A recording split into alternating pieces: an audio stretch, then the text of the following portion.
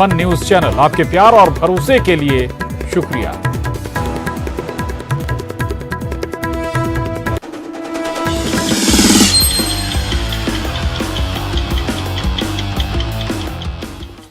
नमस्कार, न्यूज 18 मध्य प्रदेश छत्तीसगढ़ देख रहे हैं आप, और आपको भोपाल के रविंद्र भवन लिए चलते हैं। और सीएम शिवराज का अभिनंदन समारोह चल रहा है और इस वक्त प्रदेश बीजेपी अध्यक्ष वी डी शर्मा क्या कुछ कह रहे हैं, सुनिए। इस दिशा में आज आदरणीय मुख्यमंत्री जी आगे बढ़ रहे हैं और आदरणीय उमा जी ने ये नई दिशा दे करके कि कोई अच्छा काम समाज के अंदर करने वाला नेतृत्व है, करने वाला व्यक्तित्व है, तो उमा जी जैसा व्यक्तित्व जब उसका अभिनंदन करता है तो उसे और दुगनी ताकत मिलती है। तो हम सब मिलकर के आज एक बार माननीय मुख्यमंत्री जी का और आदरणीय उमा जी दोनों का जोरदार तालियों के साथ हम अभिनंदन करके, मैं सबसे अनुरोध करना चाहता हूं कि जोरदार तालियों से हम अभिनंदन करेंगे। इसी आशा और विश्वास के साथ माननीय मुख्यमंत्री जी को बहुत बहुत धन्यवाद, आदरणीय उमा जी को जिनका स्नेह मुझे भी लगातार हमेशा मिलता आया है, मैं पुनः एक बार उनका धन्यवाद करता हूं। जय हिंद, जय भारत, भारत माता की जय। मैं इस उद्बोधन की बेला को आगे बढ़ाते हुए हम सबके लाडले, ऊर्जावान, निष्ठावान जननायक मध्य प्रदेश के यशस्वी मुख्यमंत्री श्री शिवराज सिंह चौहान जी को आमंत्रित करती हूं कि वो अपनी वाणी से इस सभागार में बैठे हुए समस्त माता भाई बहनों को मार्ग प्रेरित करें। ऐसे परम आदरणीय हमारे मुख्यमंत्री श्री शिवराज सिंह चौहान जी। भारत माता की, भारत माता की। आज मैं अभिभूत हूं, मेरे पास शब्द नहीं है। आत्मनो मोक्षार्थ जगत हिताय च, जिनके जीवन का लक्ष्य है, मतलब आत्मा के मोक्ष, और केवल आत्मा के मोक्ष नहीं, साथ में जुड़ा हुआ है जगत हिताय च, जगत के हित के लिए, केवल खुद की मुक्ति के लिए नहीं, सन्यासी होकर भी जगत की चिंता करने के लिए जो निरंतर काम कर रही हैं, ऐसी हमारी श्रद्धेय दीदी उमा भारती जी, प्रदेश भारतीय जनता पार्टी के यशस्वी और कर्मठ अध्यक्ष भाई विष्णुदत्त शर्मा जी, यहां बैठे हुए सभी वरिष्ठ साथीगण, मेरी वो बहनें जो उमा दीदी के साथ नशे के खिलाफ लगातार अभियान चलाती रही हैं, मेरी लाडली बहनें, मेरे भाइयों, भांजे भांजियों, आप सबको प्रणाम। मुझे कई तरह की घटनाएं आज याद आ रही हैं। दीदी के और मेरे रिश्ते बरसों पुराने हैं। जब मैं भी छोटा था और युवा मोर्चे में काम करता था, बावला कार्य करता था, कई बार कपड़ों की भी चिंता नहीं करता था, कई बार बटन होती थी, कई बार बटन नहीं होती थी शर्ट में भी, लेकिन काम करते रहते थे। अब उमा जी कैसे करती हैं और क्या करती हैं, इसकी कई घटनाएं मेरे ध्यान में आ रही हैं। आज एक बार उमा दीदी का फोन आया मुझे, मैं युवा मोर्चे का काम करता था, उन्होंने मुझे कहा आ जाओ भैया, एक बेटी की शादी करवाने चलना है, मोथा गांव था, मोथी, टीकमगढ़ जिले का मोथी गांव। वहां एक बेटी की शादी थी, लेकिन पुलिस वहां बर्बर अत्याचार कर रही थी, गांव घेर के रखा था, बारात आने नहीं देंगे, लेकिन बेटी की शादी होनी चाहिए, रुकनी नहीं चाहिए। उमा जी ने तय किया वो स्वयं जाएंगी और खुद जाके शादी करवाएंगे। और हम लोग, दीदी अगर आपको याद हो, पैदल गए थे, नदी पार की थी, उस मोथी गांव में पहुंचे और चीर के पुलिस के घेरे को दीदी ने अपने पास जो कुछ था उससे और कुछ साथियों के साथ मिलके धूमधाम से उस बेटी का विवाह करवाया था। जब मैं सोचता हूं कि वो क्या हैं, एक तो वो संत हैं, सन्यासी हैं, पिंडदान खुद का कर दिया, लेकिन मैंने बताया जगत के कल्याण के लिए भी काम करते हैं। दूसरी, अन्याय कभी सहन नहीं करती। जिन लोगों की अन्याय, अत्याचार, दादागिरी, गुंडागर्दी जब वो कुछ नहीं थी तब भी अगर देखी तो सीधे भिड़ने पहुंच गई। एक नहीं अनेकों उदाहरण हैं इसके। जब अयोध्या में भगवान श्री राम की जन्मभूमि पर मंदिर बने, आह्वान हुआ रामलला हम आएंगे, मंदिर वहीं बनाएंगे, तो उस आंदोलन में अपने आप को झोंक के और अपने जीवन को दांव पे लगा के उमा दीदी को हमने काम करते हुए देखा है। विचार के लिए जिंदगी भी चली जाए तो परवाह नहीं है। कभी गंगा के काम के लिए उनको हम लगातार परिश्रम करते हुए देखते हैं। वो सोशल रिफॉर्मर भी है, समाज सुधारक, और चाहे वो नशा मुक्ति का अभियान हो या फिर जैविक खेती के लिए तड़फ या गाय की रक्षा। हमने गाय की रक्षा के लिए ये तो सरकार से मांग करते हुए देखा, गौशालाएं खोलो, गौशालाएं खोलो। मैं भी जहां जाता हूं, कई लोग मिलते हैं, अरे गाय घूम रही सड़क पर, कर क्या रहे हो, खोलो गौशालाएं। अब ये कहना बहुत आसान है, गौशाला खोलो, लेकिन उमा जी एकमात्र नेता है जिन्होंने कहा कि गौशाला से गाय नहीं बचेगी, गाय पाले, किसान अपने घर रखे, लोग अपने घर रखे, उसका इंतजाम करना पड़ेगा। सही समाधान वो है। एक नहीं, उनके जीवन के कई आयाम। अच्छा, मैं कई बार खुद आश्चर्यचकित रह जाता हूं जब वैसे मिलते हैं तो उनका व्यवहार गाड़ी में बैठे गप्पे लगाते हुए, अलग अलग विषयों पर डिस्कस करते हुए, और उसी समय कोई गलत चीज किसी ने की तो ध्यान आए तो वो गुस्सा करते हुए। लेकिन देखो, व्यासपीठ पे बैठते ही सीधे सरस्वती उनके कंठ में विराजमान होती है। उनके चेहरे का तेज, उनकी वाणी का ओज। अब ये क्या है? आखिर कोई काम तो है जिसके लिए उमा भारती इस दुनिया में आई है। किसी पद पे रहे ना रहे कोई फर्क ही नहीं पड़ता। अच्छा देखिए, उस समय 2003 के पहले, आज तो वातावरण बहुत बदल गया है। लोग ये कहते थे, मेरे पत्रकार मित्र भी यहां बैठे हैं, कि कुछ भी हो, तिकड़म हो, जोड़ तोड़ हो, सरकार तो दिग्विजय ही बनाएगा। ये हर एक कहता था कि ये बीजेपी के बस का नहीं है भाई, सरकार तो वही बनाएंगे।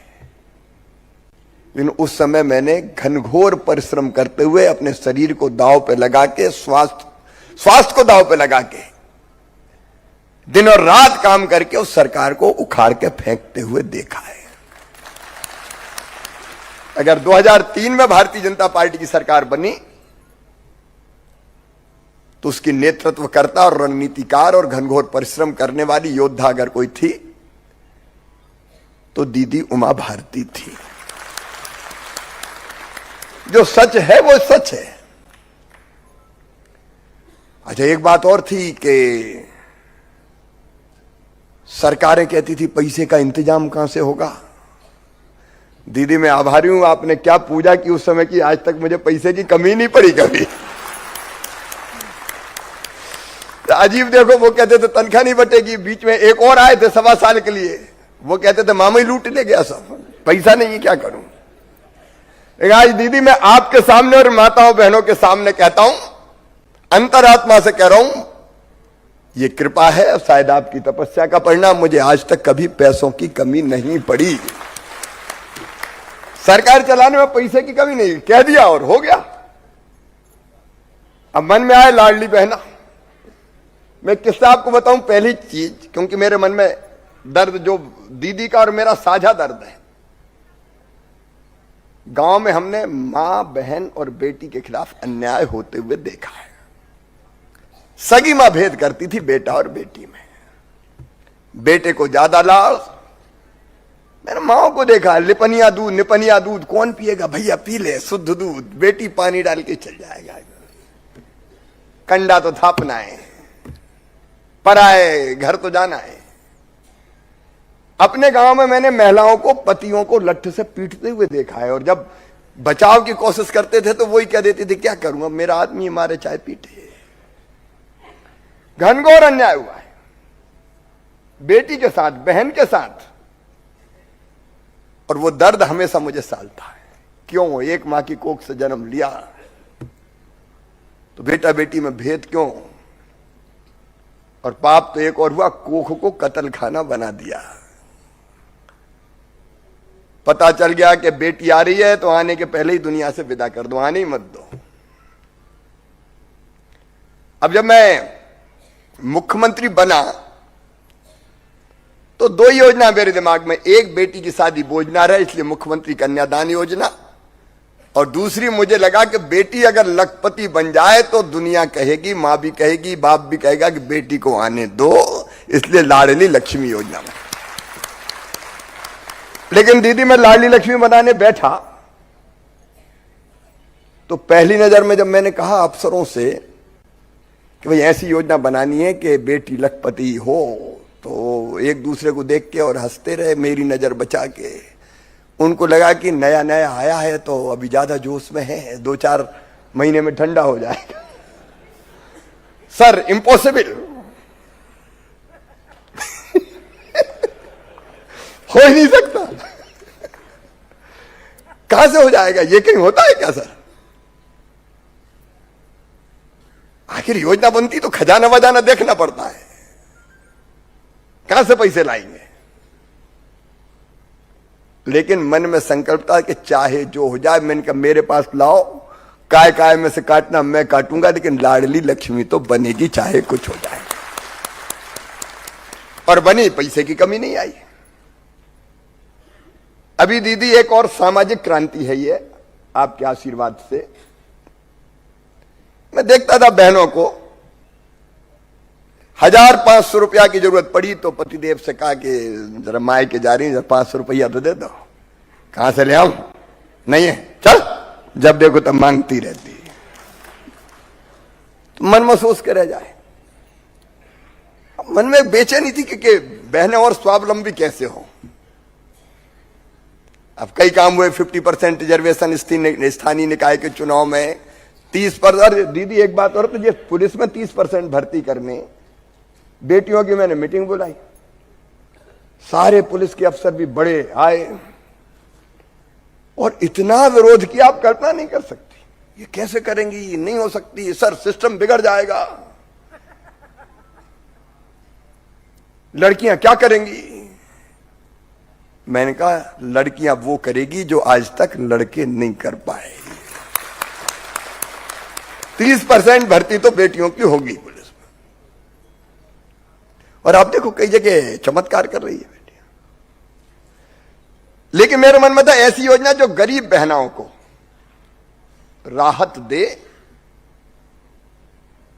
और पैसा सीधे उनके पास जाए।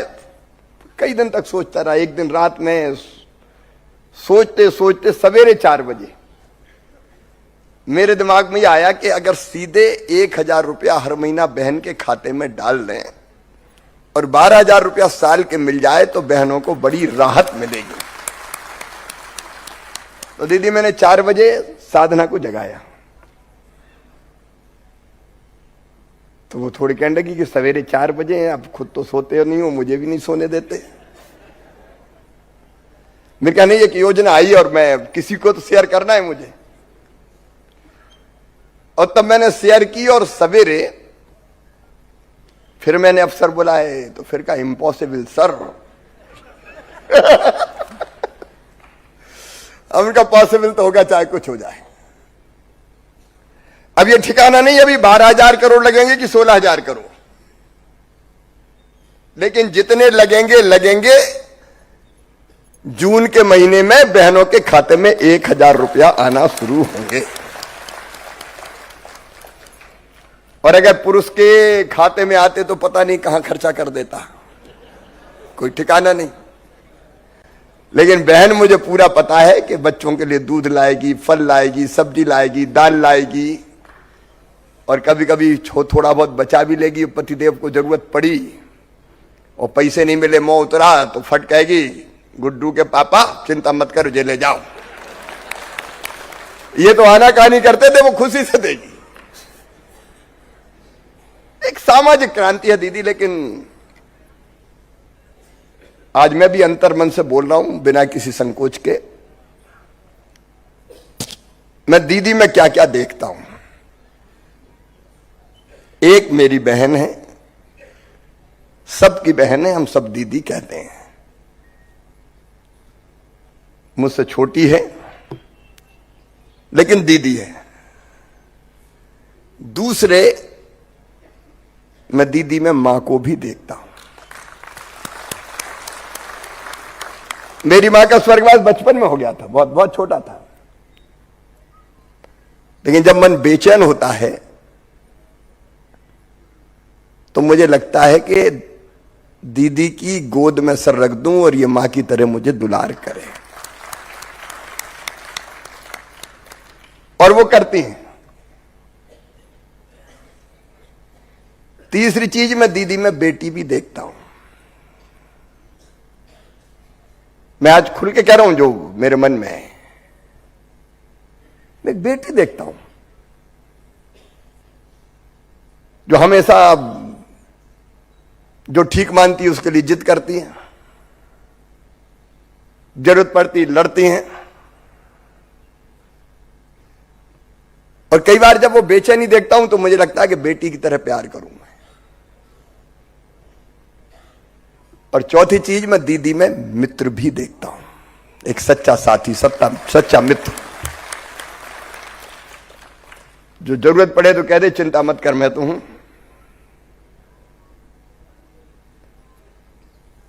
आज मैं अभिभूत हूं दीदी, आपका स्नेह, प्यार और आशीर्वाद तीनों मिले हैं, लेकिन संकल्प एक ही है कि आपने जो स्नेह, प्यार और आशीर्वाद दिया है, कभी वो दिन नहीं आएगा कि आपको निराश होना पड़े। हमारी कोशिश भरसक ये रहेगी कि जनता की बेहतरी के लिए, प्रदेश को आगे बढ़ाने के लिए पूरे समर्पण के साथ, और उसके साथ ऐसा नहीं कि रेवेन्यू चाहिए तो कैसी भी आबकारी नीति लाओ। अब ये अब हाथे वाला फैसला कोई आसान फैसला नहीं था। कई तर्क, अरे साहब कहां पिएंगे,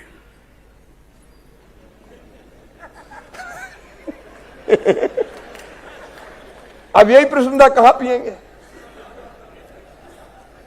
फिर तो सड़क पे पिएंगे कि पार्क में पिएंगे। तुम इनका सड़क पे पिया तो दो लट, भाई सड़क पे पीना अलाउ थोड़ी है भाई। अब तर्क देने वाले तर्क देते हैं। कई कहते थे ये बुनियादी अधिकार है दारू पीना, आप मौलिक अधिकार का हनन करोगे। तो उनका मौलिक अधिकार है तो घर जाके पिए। और दीदी उधर कह भी देती है कि जरा लठमठ ले लेना, घर अगर बोतल वोतल लेके आए तो। सब पत्नी से तो एक बार निपट लो, लेकिन बेटा बेटी से कैसे निपटोगे आप? एक तरह से नैतिक प्रतिबंध। अब 17 बार सोचेगा, अच्छा जो पीता वो ये तो सोचता ही कि मेरा बेटा नहीं पिए कम से कम। इतना तो वो कोशिश करता है, बिल्कुल ही बेशरम हो जाए तो बात अलग है कि, लेकिन मैं आमतौर पर बात कर रहा हूं कि बुरा करने वाले की भी इच्छा होती है कोई बुरा काम कि कम से कम मेरा बेटा नहीं करे। बेटियां तो नहीं करती, अपवाद की बात नहीं कहता मैं। तो वो ये सोच के क्या, अब छोड़ो छाड़ो, नहीं तो मुन्ना भी बिगड़ जाएगा। तो मुझे लगता है कि इसके काफी लाभ होंगे। और एक, अब मैं पुलिस वालों को वो खरीदवा रहा हूं, वो एक डंडा रहता है ना जिसको मुंह पे लगाओ तो तुरंत आ जाए कि दारू पी कि नहीं पी। वो उसको नाम मुझे पता नहीं क्या कहते हैं उसको, पत्रकारों को मित्रों को पता होगा। ऐसे मुंह पे लगा देते हैं तो तुरंत पता है। अच्छा, जो भी एनालाइजर हो कि भैया वो डंडा खरीदो रहे हो, और गाड़ी चलाने वाले को देखो मुंह में लगा दिया तो पता चल जाएगा पिए तो चलो उतर भैया। काम कठिन है लेकिन करना होगा। कितने एक्सीडेंट होते हैं, कितनी दुर्घटनाएं होती है, और उसी में पाप भी होते हैं। और इसलिए ये समाज सुधार की दृष्टि से एक बहुत बड़ा कदम है। और मुझे कहने में कोई संकोच नहीं है कि दीदी, आपका जो दृढ़ संकल्प था और जिस दृढ़ता के साथ आपने इस विषय को उठाया, उसने और ये प्रेरणा मजबूत की कि नहीं, करना चाहिए, कुछ ना कुछ करना ही चाहिए। और फिर हम इस फैसले पे पहुंचे। आज केवल इतनी कह के कि जीवन अर्थपूर्ण हो।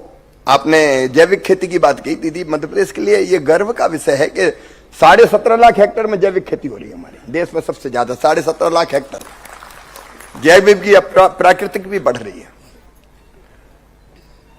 और गाय बचाने की दृष्टि से भी आपने जो रास्ता सुझाया उसको थोड़ा वर्कआउट और करेंगे। गाय कैसे आर्थिक रूप से भी लाभकारी बन जाए, गोबर के उपयोग, गोमूत्र के उपयोग, उससे किसान को सीधे आर्थिक लाभ। मैंने दीदी वर्कआउट करने का कहा है कि हम गोबर खरीदेंगे तो कितना गोबर आएगा, क्या क्या और उपाय किए जा सकते हैं, गोमूत्र खरीदेंगे, तो उसको अभी वर्कआउट करने की कोशिश कर रहे हैं। अभी एकदम किसी निष्कर्ष पर नहीं पहुंचे। लेकिन देखिए, जब कोई नेता समाज सुधारक भी होता है तो कई तरह के रास्ते बताता है और उससे सरकारों को दिशा मिलती है। मुझे पूरा विश्वास है कि दीदी का आशीर्वाद अच्छे कामों के लिए सदैव मिलता रहेगा और बुरा काम मैं कभी करूंगा नहीं। अच्छा, सही बात यह कि बुरा काम दीदी कह रही मुझसे हो ही नहीं सकता। मैं आज सभी बहनों को प्रणाम करता हूं।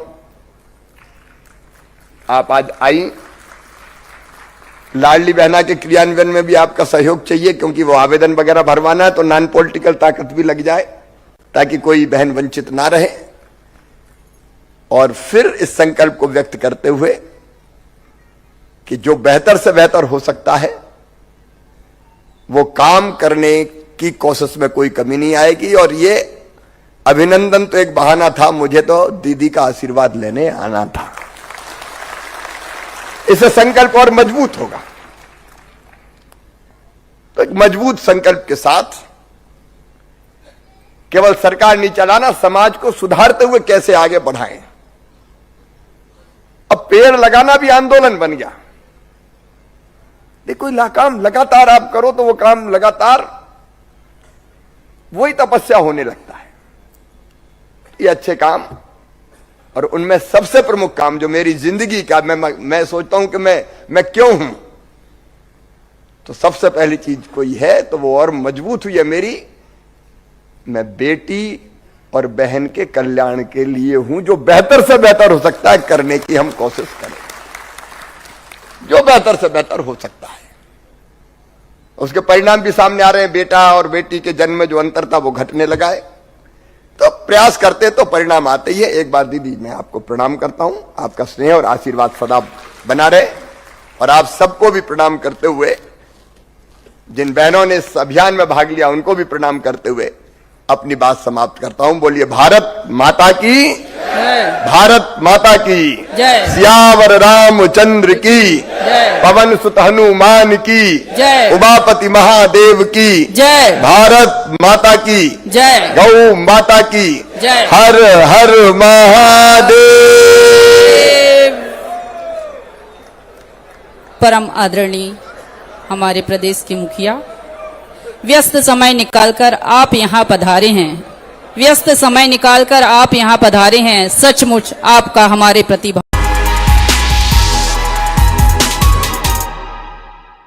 मेहनत वाले हाथों को शिव ने